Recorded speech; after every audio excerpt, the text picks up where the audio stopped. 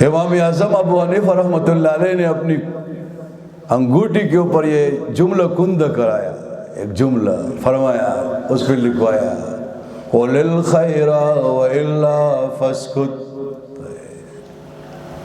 قُلِ الْخَيْرَ وَإِلَّا فَاسْكُتْ، خیر کی بات کیا کرے ورنہ خاموش رہے۔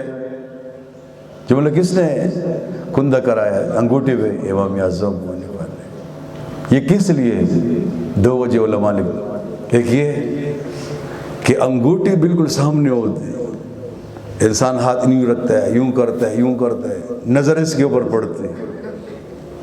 ہم جب چھوٹے ہوتے تھے تو اماں جی ہم سے کہتی یہ چیز لاؤ، کبھی کبھی ہماری اس انگوٹھی کے اوپر کالا دھاگا یا کوئی بھی ایسا دھاگا باندھتی تھی کہ جب اس کو تم دیکھو گے تو تمہیں وہ چیز یاد رہے گی، یاد دہانی کے لیے۔ تو امام صاحب رحمۃ اللہ علیہ نے انگوٹھی کے اوپر یہ جملے اس لیے کندہ کروایا کہ ہر وقت یاد رہے ابو حنیفہ رحمۃ اللہ علیہ کو، ہر وقت اس کو یاد رہے کہ فضول بات مجھ سے نہیں نکل، خیر کی بات کر رہے، قُلِ الْخَيْرَ، دین کی بات، اگر دین کی بات نہیں ہے تو خاموش رہے۔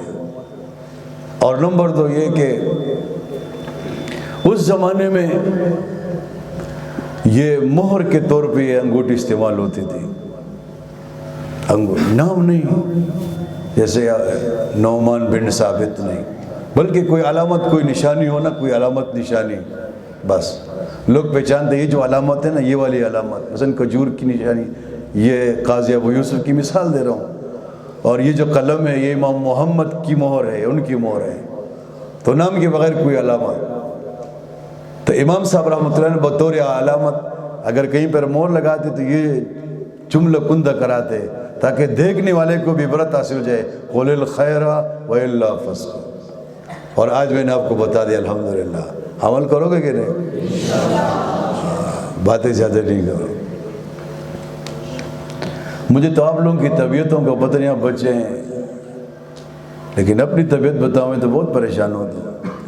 انسان بات کرے شارٹ کٹ کرے اور مختصر کرے، لمبی لمبی بات پسند نہیں ہے، سر میں درد ہوتا ہے۔